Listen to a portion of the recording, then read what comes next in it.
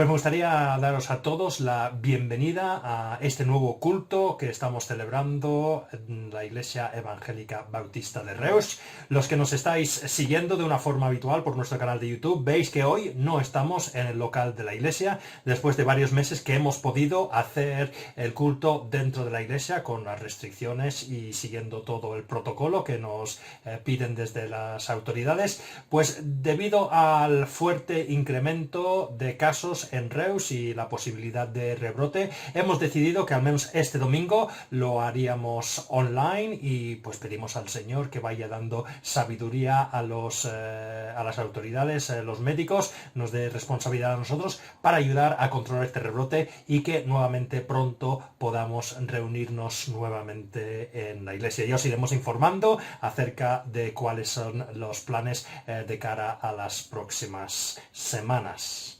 Pero me gustaría comenzar compartiendo unos versículos con vosotros que tienen que ver un poquito con el tema que vamos a tratar hoy, o hemos estado tratando durante varias semanas en una serie de estudios que estoy haciendo sobre Isaías. Hoy vamos a leer Isaías 41 y voy a leer algunos versículos de este capítulo. Comenzando en el versículo 8, leemos así: Pero tú, Israel, mi siervo, tú, Jacob, a quien he escogido, simiente de Abraham, mi amigo.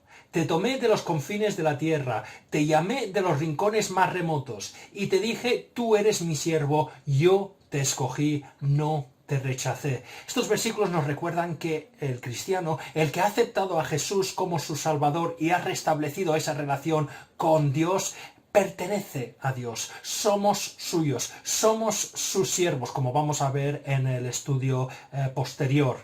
Y por eso podemos seguir leyendo en el versículo 10, dice, así que no temas, porque yo estoy contigo.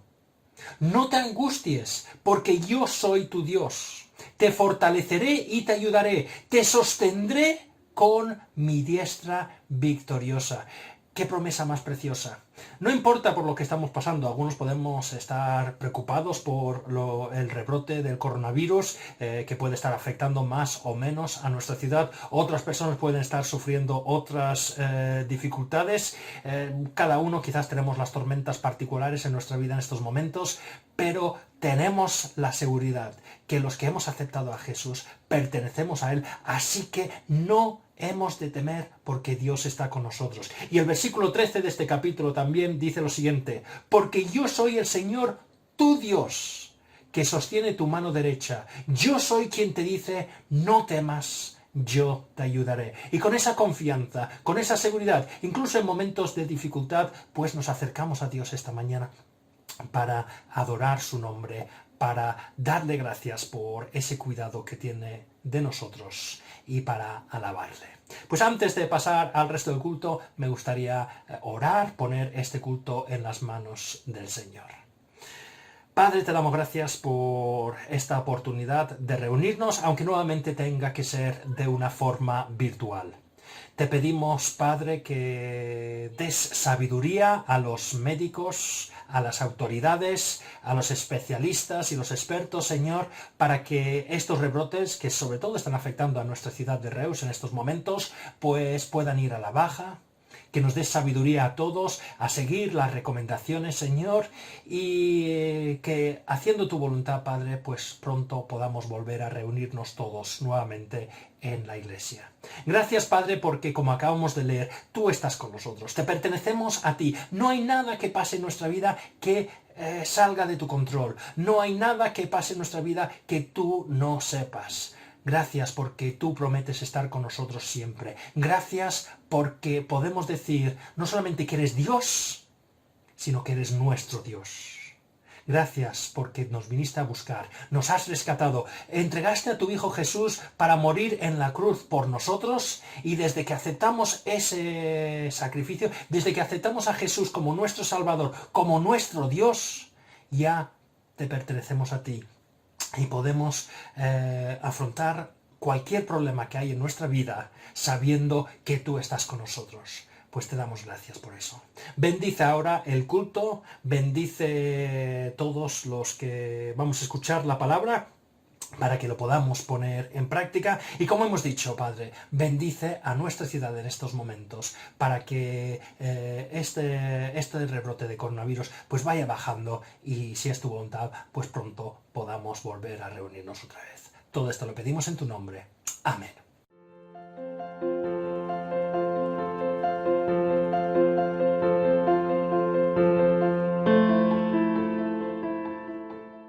Pues aquí tenemos algunos temas de oración y anuncios de la Iglesia para que estéis al tanto y que podáis orar por esto. Como es habitual, solo estamos manteniendo el culto del domingo a las 11:30. Si es posible la semana que viene, lo haremos en la iglesia. Si no es posible, según lo que nos digan las autoridades, pues lo volveremos a hacer online y lo colgaremos a las 11 de la mañana. Mirando las noticias, parece ser que será más probable que se haga online la semana que viene que en la iglesia, pero estas cosas van cambiando, no sabemos cómo va a ir la cosa, así que por favor estad atentos al WhatsApp. Ahí seguramente para el jueves os enviaremos un WhatsApp confirmando si se hace online o si las autoridades ya permiten que se hagan dentro de las iglesias. También hemos pedido ya en otras reuniones que vayáis descargando el Zoom o el Google Meet, ya que en el mes de septiembre ya comenzamos con las actividades que hacemos normalmente durante el trimestre, durante el invierno, culto de oración, culto de jóvenes. Es probable que la mayoría de estos cultos se vayan haciendo de una forma virtual, así que por favor aprovechad estas últimas semanas de agosto para ir descargando el Zoom o el Google Meet. Ya hemos hecho alguna prueba durante el mes de julio, más o menos salieron bien y confiamos que el Señor pues vaya bendiciendo esas aplicaciones también para que podamos hacer estas reuniones aunque sea online.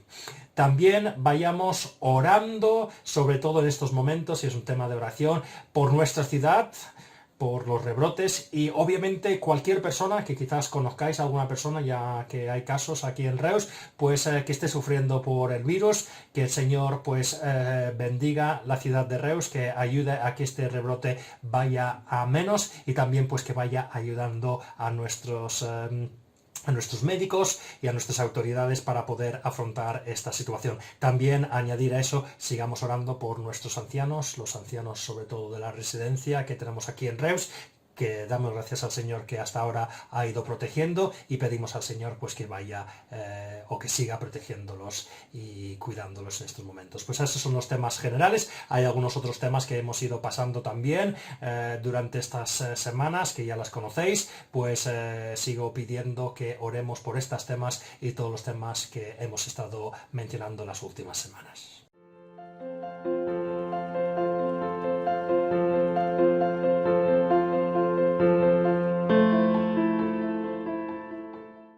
Vamos a continuar con nuestra serie de estudios que estamos haciendo ya desde hace varias semanas, de 4 capítulos del libro de Isaías, que van del capítulo 36 al capítulo 39, que relatan parte del reinado del rey Ezequías. Para los que quizás me estáis siguiendo por primera vez esta mañana, pues repasaré algunas cosas que ya habíamos visto en otros capítulos, otras semanas que hemos estado estudiando este libro. Vimos que Ezequías, en general, es considerado como un rey bueno. Quizás uno de los mejores reyes que tuvo el pueblo de Dios desde el rey David.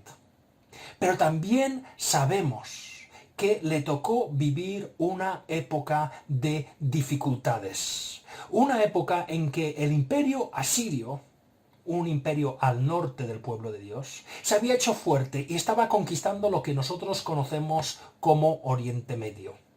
Ante esta amenaza, Judá, el reino de Ezequías, poco podía hacer. Humanamente, Asiria era demasiado grande para que Judá pudiese derrotarlos. Así que Ezequías tenía dos opciones.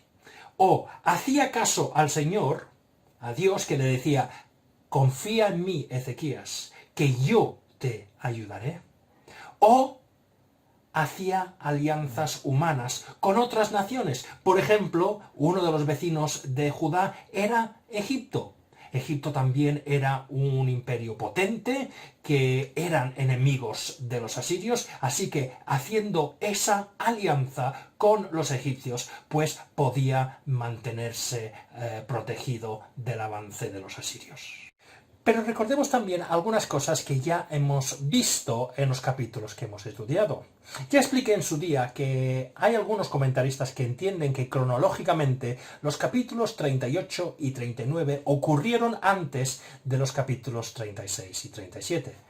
Como ya he dicho muchas veces, no es importante, pero comenzamos nuestra serie de estudios en el capítulo 38, que explica cómo el rey Ezequías se puso enfermo, una enfermedad grave, y tiene que ir a Dios porque es la única salvación. Por mucho poder y riquezas que tenía, no se podía curar de esta enfermedad. Y fue a Dios y Dios le curó.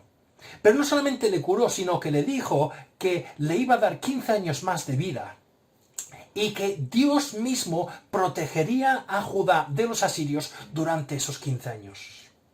Pero vimos en el capítulo 39, que una vez recuperado Ezequías, en vez de confiar en Dios, el Dios que le había salvado de esa enfermedad, pues decide volver a hacer una alianza humana. Esta vez hace la alianza con los babilonios, olvidándose de las promesas que Dios le había hecho.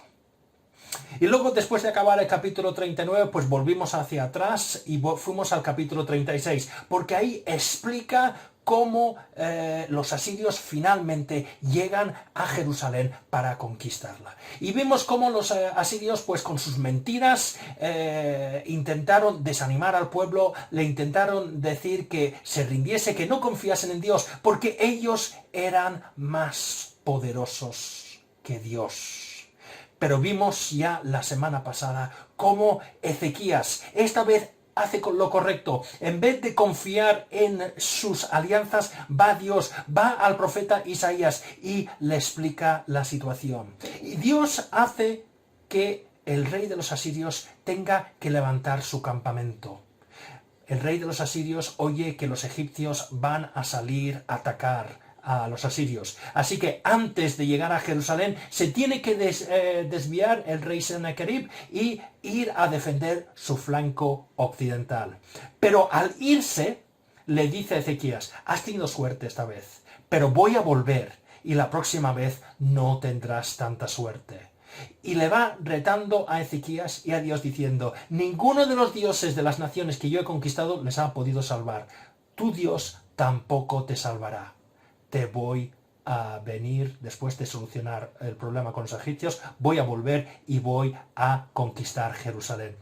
Y eso es donde lo dejemos la semana pasada. Ezequías acaba de recibir esta carta del rey Sennacherib diciendo: me tengo que ir, pero no te preocupes, voy a volver y voy a conquistar Jerusalén. Vamos a mirar un momento lo que decía esta carta que Sennacherib entregó a Ezequías justo antes de marcharse. Dice así, Isaías capítulo 37 y los versículos del 10 al 13, el rey Sennacherib, el rey de los asirios, envía la siguiente carta a Ezequías, que dice así.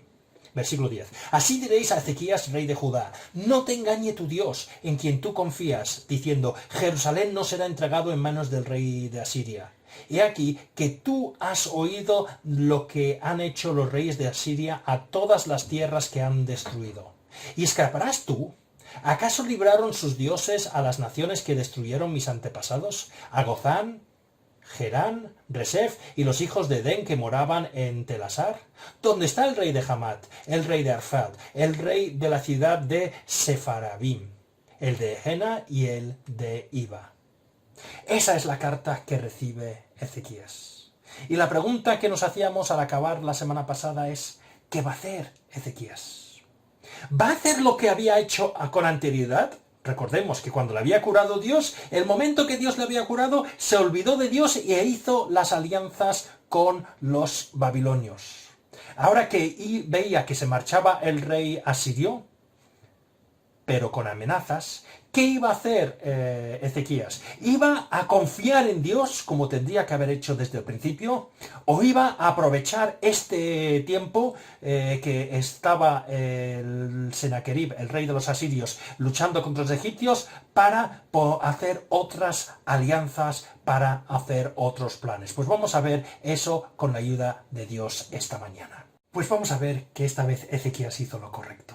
Vamos a ver que Ezequías, esta vez, en vez de volver a sus planes anteriores, a confiar en sí mismo, confía en Dios. Y vamos a mirar los versículos que van del capítulo 37, los versículos del 14 al 20. Vamos a mirar 5 cosas que hizo Ezequías cuando recibió esta carta de amenaza del rey Senaquerib, del rey de los asirios, que son 5 cosas que debemos aprender a hacer cada uno de nosotros en esos momentos de dificultad. La primera cosa que hace Ezequías, que es un ejemplo para cada uno de nosotros, es lo que hace en los versículos del 14 al 15, o la primera parte del versículo 15 de nuestro texto. Y si es 37, y el versículo 14 y la primera parte del versículo 15 dice así: Ezequías tomó la carta de mano de los mensajeros y la leyó. Luego subió al templo del Señor, la desplegó delante del Señor y oró. Me encanta esta reacción de Ezequías. Acaba de recibir una carta del rey Senaquerib diciendo: no te has librado, que el Señor no te engañe, yo me tengo que ir, pero no te preocupes, que pronto volveré y la próxima vez no te librarás. Si Ezequías esperaba que Dios solucionase el problema de la noche a la mañana, que ya el problema había desaparecido, pues se llevó un chasco con la carta del rey Senaquerib. Pero hace lo que debemos hacer siempre que tenemos un problema. Lleva el problema a Dios. Centra su mirada en Dios.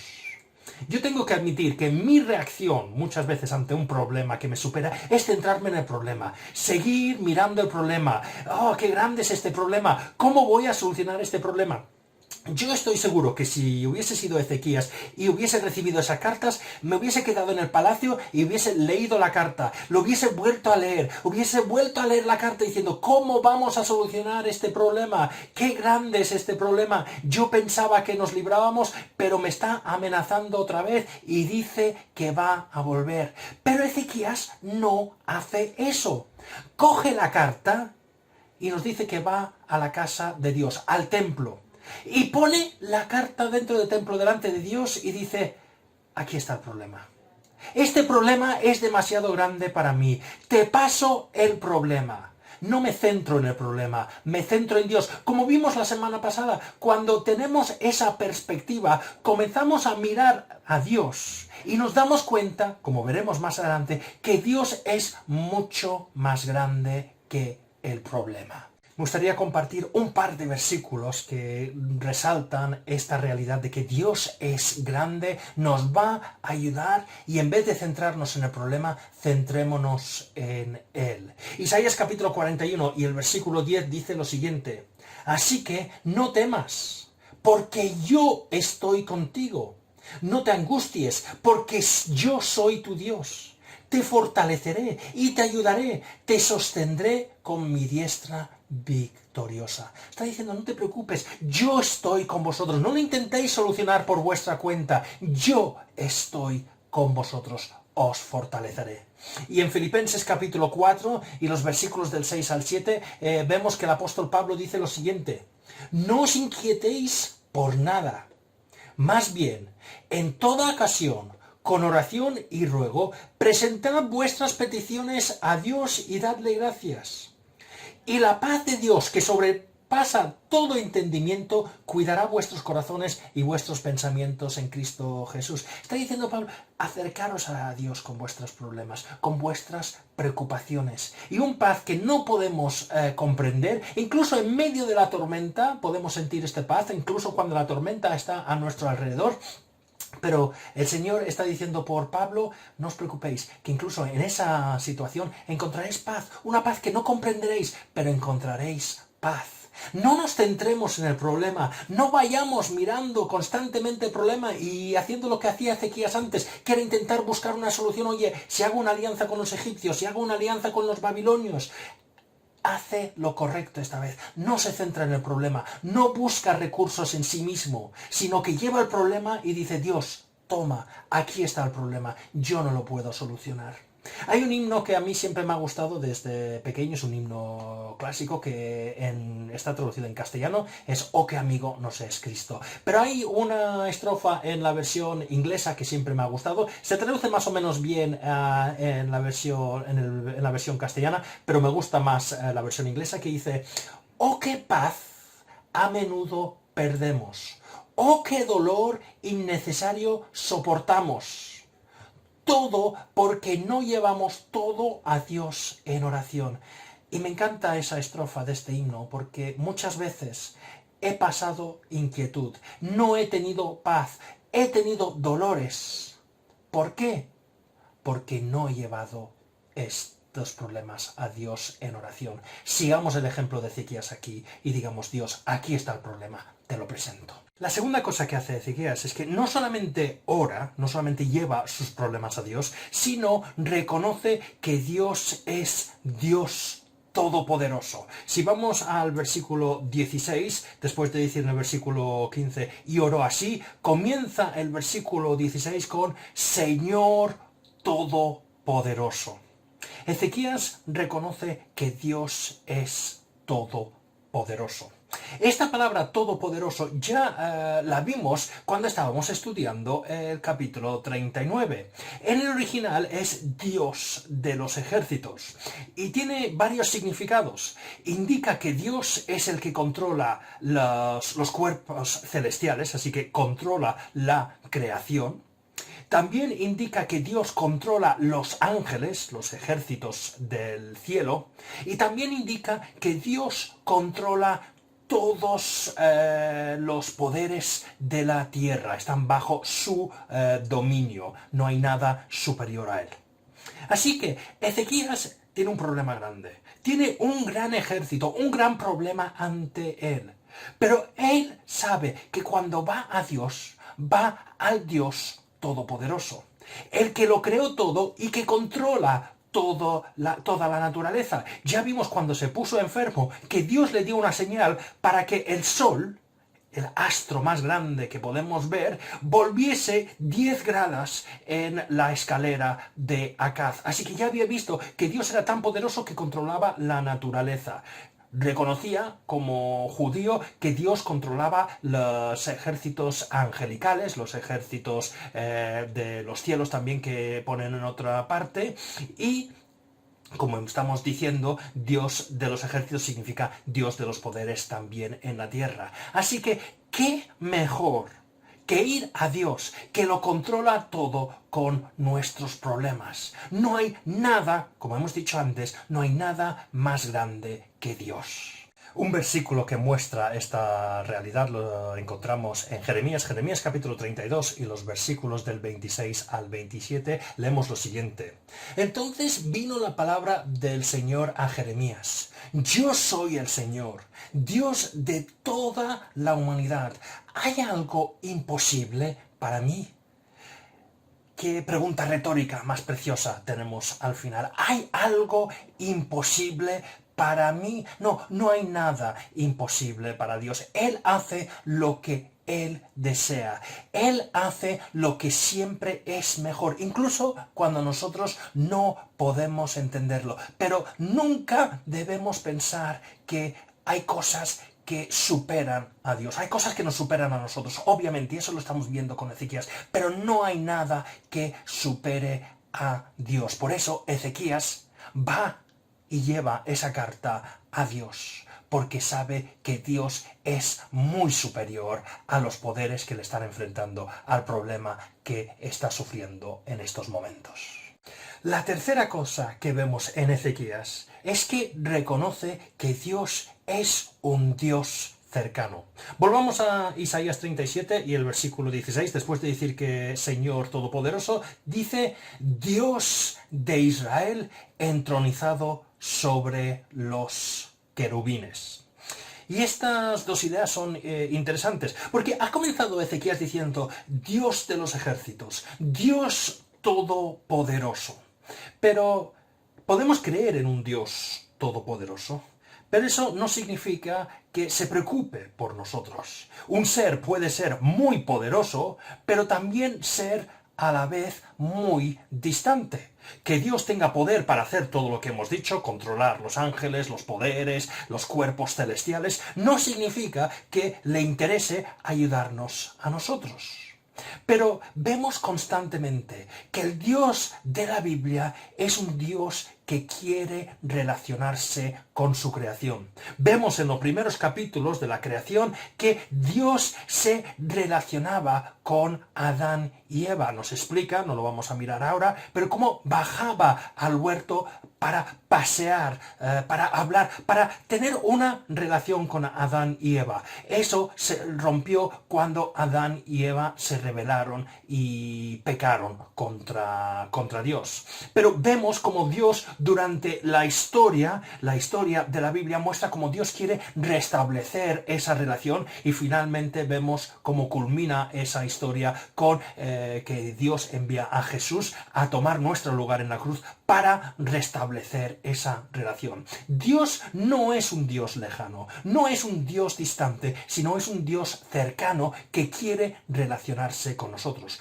Por eso Ezequías en primer lugar aquí dice Dios de Israel. Sí, Dios todopoderoso, pero un Dios personal, es nuestro Dios, es un Dios que se relaciona personalmente con nosotros.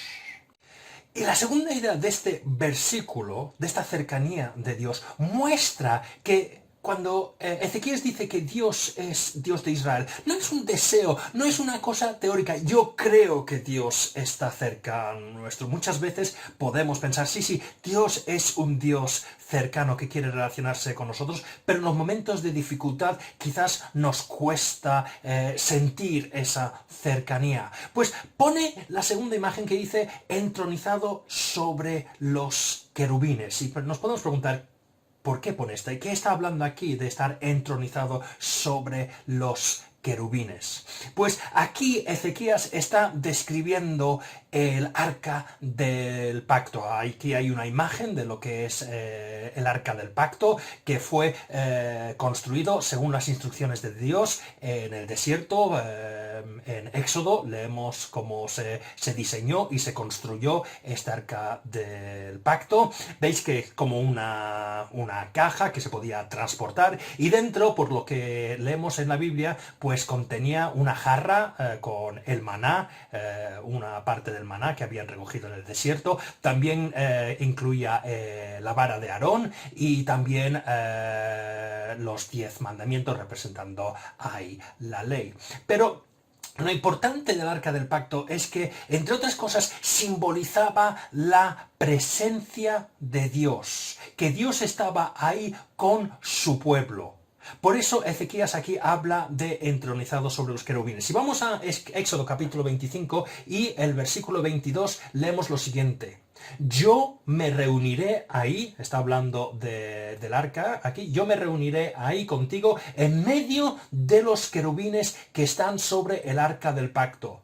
Desde la parte superior del propiciatorio te daré todas las instrucciones que habrás de comunicarles a los israelitas. Así que vemos aquí que el arca del pacto simbolizaba esa presencia de Dios en medio de su pueblo. Recordad que el arca del pacto estaba en el tabernáculo, y en el desierto, cada vez que se montaba el campamento, lo que estaba en el centro era el tabernáculo con el arca, simbolizando que Dios estaba ahí en medio de su pueblo. Ezequías aquí está recordando que sí, Dios es el Dios de Israel, y lo ha demostrado porque su presencia siempre ha estado en medio del pueblo. Podríamos poner muchos versículos de la Biblia que muestran esta realidad, que Dios es un Dios cercano, que está con nosotros en medio de las dificultades. Pero solo quiero rescatar 2 versículos que muestran esta realidad. Salmo 145 y el versículo 18 dice así: el Señor está cerca de quienes lo invocan, de quienes lo invocan de verdad. Y la traducción en lenguaje actual de este versículo dice así: siempre estás cerca de los que te llaman con sinceridad. Y también si vamos a Deuteronomio capítulo 31 y el versículo 6, el pueblo de Dios ya ha pasado por el desierto, están a punto de entrar en la tierra prometida, de conquistar esa tierra para que tengan esa nueva casa, pero recordemos que en la tierra prometida ya habían personas viviendo, ya habían naciones que ellos tenían que conquistar y derrotar para poder vivir tranquilamente en ese país. Y Dios, el Señor por Moisés, le dice lo siguiente, versículo 6 del capítulo 31 de Deuteronomio: sed fuertes y valientes, no temáis ni os asustéis ante estas naciones. ¿Por qué? Porque sois muy grandes, estáis muy bien preparados, porque lleváis muchos años preparándoos y haciendo preparación para esto en el desierto. No. No os asustéis ante estas naciones, pues el Señor vuestro Dios os acompañará. Nunca os dejará ni os abandonará. Y esa es la realidad que debemos tener en cuenta siempre. Habrá momentos de dificultad, habrán tormentas, pero Dios nunca nos abandonará en medio de esas tormentas. Estará con nosotros ayudándonos, fortaleciéndonos y acompañándonos ante esos problemas. Ya hemos visto que Ezequías llevó el problema a Dios. Ha reconocido, en segundo lugar, el poder de Dios. En tercer lugar, ha reconocido la cercanía de Dios. Y en cuarto lugar, lo vemos en los versículos 18 al 19, reconoce que Dios es el único Dios verdadero. Isaías 37, los versículos del 18 al 19, leemos lo siguiente: es verdad, Señor, que los reyes asirios han asolado todas estas naciones y sus tierras, han arrojado al fuego sus dioses y los han destruido. ¿Por qué no eran dioses, sino solo madera y piedra, obra de manos humanas? Ezequías en este momento está reconociendo la verdad de las palabras de Sennacherib. En la carta que Sennacherib había enviado, había dicho: oye, Ezequías, no te vas a salvar. Mira lo que he hecho a las otras naciones antes de llegar aquí. Mira lo que he hecho yo a sus dioses. Si sus dioses no les salvaron, ¿por qué crees que tu Dios te va a salvar a ti? Pero aquí vemos un cambio de actitud total en las ideas de Ezequías, porque él reconoce que los dioses en los cuales ponían su confianza las naciones que han sido derrotadas no eran dioses. Eran trozos de madera, eran trozos de piedra, de metal, no eran dioses verdaderos. El único Dios verdadero es el Dios de Israel. Y eso es lo que está reconociendo aquí. ¿Y qué cambio estamos viendo en Ezequías aquí? Porque si os acordáis, cuando se puso enfermo en el capítulo 38 y Dios lo curó, en vez de decir: Dios, tú eres el único Dios, tú eres mi salvación, tú eres el que va a solucionar mis problemas, vemos que en el capítulo 39, en vez de confiar en el Dios que le había curado, va y hace una alianza con los babilonios, reconociendo que los babilonios, y de esa forma también sus dioses de una forma indirecta, pues son más dignos de confianza que Dios de Israel, el Dios que lo había curado. Esta vez no comete este error. Esta vez reconoce que todo lo que había puesto su confianza antes, todos esos dioses y planes que hacían con las otras naciones, no eran nada. No servían de nada. Es verdad, Asiria había destrozado todos los otros dioses. Había demostrado que era más poderoso que esos dioses. Pero esto iba a cambiar, porque por primera vez Sennacherib, el rey de los asirios, se tenía que enfrentar ahora con el verdadero Dios, el único Dios. Y por eso Ezequías cambia ya totalmente de actitud. Deja todo lo que había estado haciendo antes, deja todo lo que había puesto su confianza antes y dice: solo confío en ti. Y Jeremías capítulo 10 y el versículo 15, el profeta Jeremías, también hablando de los dioses falsos, de los ídolos, de las cosas en las cuales los seres humanos ponen su confianza, dice lo siguiente: no valen nada, son obras ridículas. Cuando llegue el día del castigo, serán destruidas. Y eso es la realidad. Todo lo que ponemos nuestra confianza que no sea Dios, son obras ridículas, no valen nada. Y cuando lleguen los problemas, y cuando vuelva el Señor, serán destruidas. Todas esas cosas serán destruidas. Claro, hoy en día, como vivimos en un mundo tan moderno y tan sofisticado, pues pensamos en Occidente, nosotros no tenemos ídolos. Ya no adoramos a trozos de madera, ni a piedras, ni todas esas cosas. Eso ya no nos afecta a nosotros. Pero la Biblia deja claro que la idolatría es poner cualquier cosa por encima de Dios. Y yo creo que todos, nos llamemos cristianos o no, muchas veces en nuestra vida tenemos otras cosas que ponemos por encima de Dios. Cuando llegó Jesús al pueblo de Dios, unos 700 años después de estas palabras, la verdad es que la idolatría, tal y como le describe los profetas Isaías en el Antiguo Testamento muchas veces, ya habían desaparecido del pueblo de Dios. Habían aprendido su lección y ya no adoraban a otros dioses. Pero habían cambiado esos dioses por otras cosas, cosas que quizás se aparecen más a lo que hacemos en Occidente. Jesús tiene que decir a ciertas personas: ¿por qué confiáis en vuestras riquezas? En Lucas capítulo 12 describe una parábola de un hombre rico que piensa: ya lo tengo todo solucionado. Y Jesús le dice, ¿de qué le sirve tener todas esas riquezas? Si esta noche, en la parábola dice, esta noche el Señor te va a venir a buscar, te va a llamar. ¿Y de qué te servirá todo ese dinero? Estás poniendo tu confianza en las cosas equivocadas. Estás idolatrando al dinero.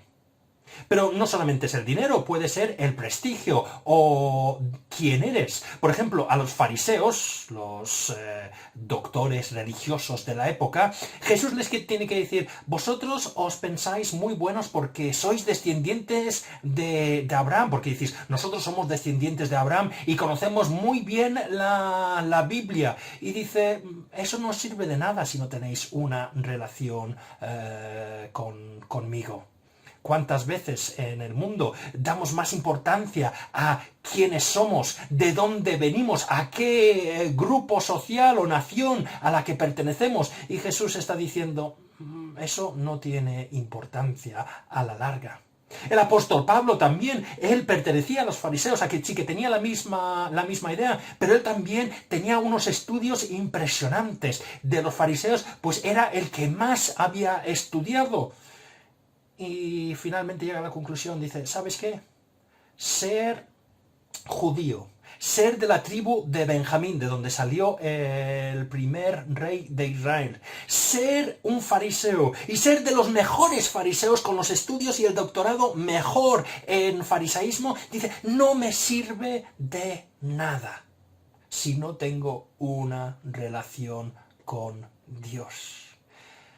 Es verdad que quizás no adoramos de una forma física a trozos de madera, piedras o cosas así, pero sí que muchos, y yo me pongo el primero aquí, ponemos nuestra confianza en otras cosas. Puede ser el dinero, puede ser el prestigio de pertenecer a cierto grupo social o cierto grupo étnico. Puede ser que ponga mi confianza en mi inteligencia y en mis estudios.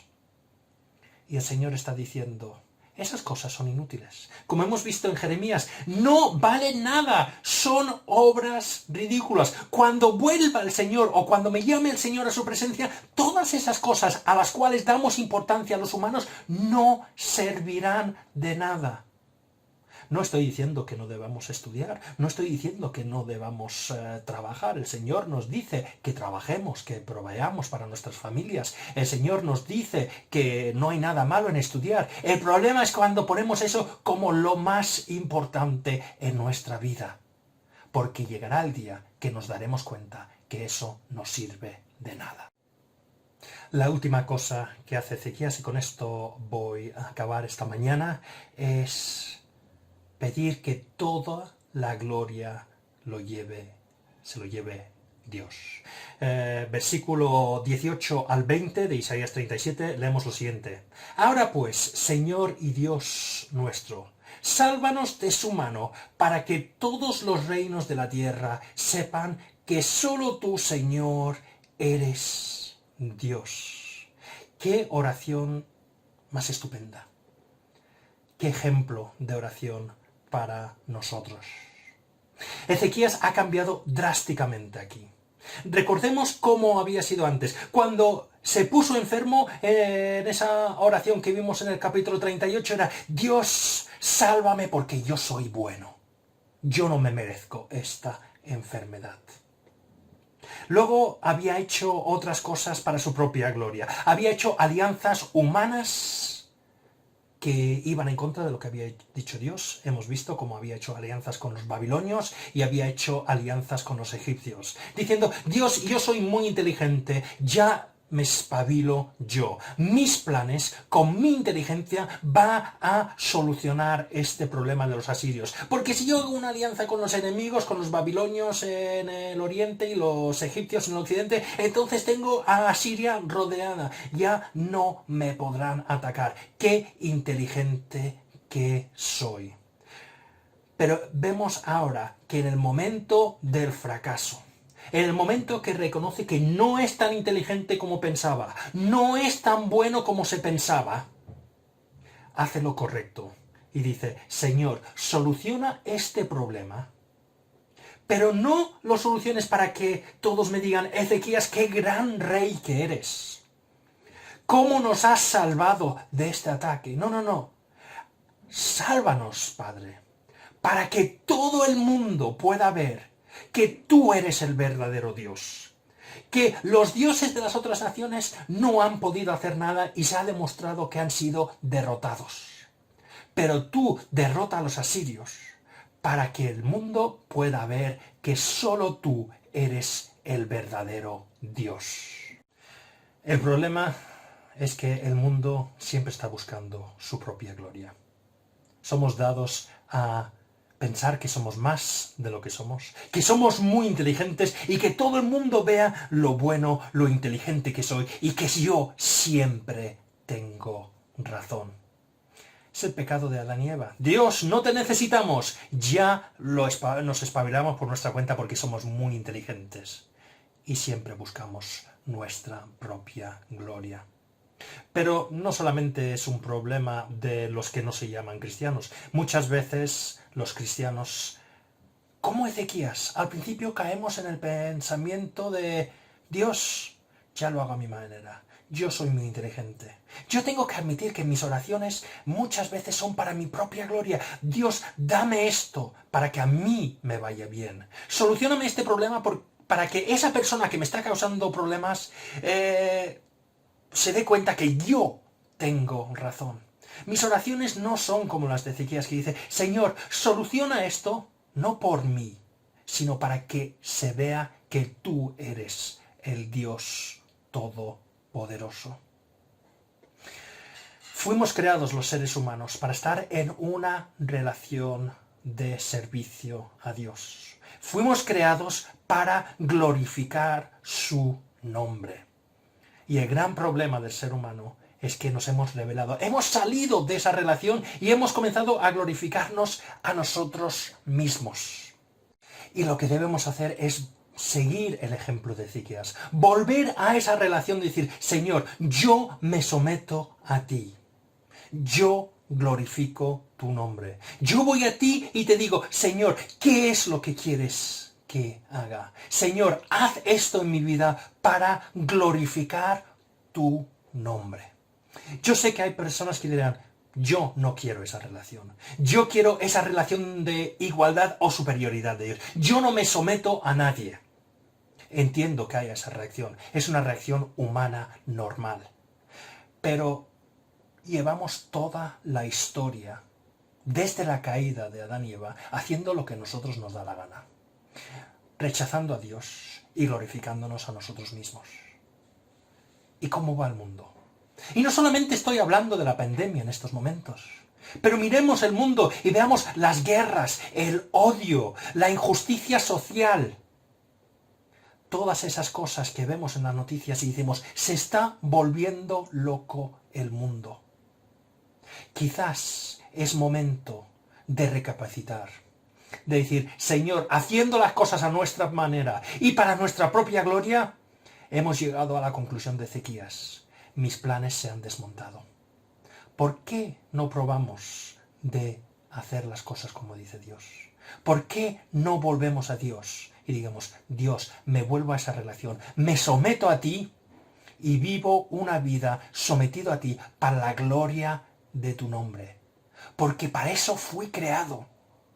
Y sé que como persona, como mundo, las cosas irán mucho mejor si sigo tus instrucciones. Por esta historia, Dios nos está mostrando el ejemplo que debemos seguir. El ejemplo que nos muestra Ezequías en este capítulo. Ante el problema, como hemos visto, fue a Dios. Reconoce que Dios es el Dios todopoderoso. Reconoce que Dios no es un Dios distante, sino un Dios cercano que se preocupa por nosotros. Reconoce que Dios, el Dios de la Biblia, es el único Dios verdadero. Y por último, nos ha mostrado el ejemplo de no glorificarnos a nosotros mismos, sino volver a cómo estábamos al inicio. Reconocer que estamos sujetos a Dios, que las cosas van mejor cuando nosotros reconocemos nuestra posición, nos sometemos a Dios y glorificamos su nombre. Como hemos visto, nuestras vidas y este mundo irá mucho mejor si seguimos el ejemplo que nos muestra Ezequías.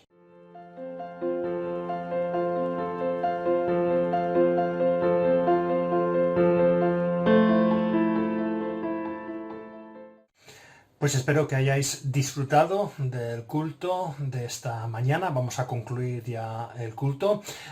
Voy en el enlace que os he pasado por WhatsApp esta mañana. Habían 3 enlaces más de 3 himnos, cánticos que me gustaría que escucháramos esta mañana, que tienen que ver con el tema que hemos estado meditando.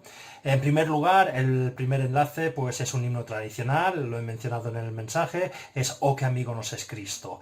Y la realidad es que el Señor está con nosotros, como hemos estado viendo, nos ama, nos acompaña, y hagamos lo que hizo Ezequías. Ante las dificultades, llevemos todo a Él en oración.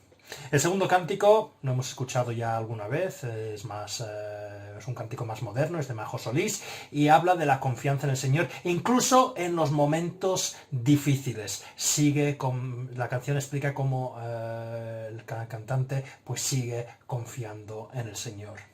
Y por último hay un tercer cántico que he encontrado, que me han mostrado estas vacaciones. Está en inglés, pero la traducción es los subtítulos traducidos al castellano. Es una traducción bastante buena, pero tiene que ver con el último punto.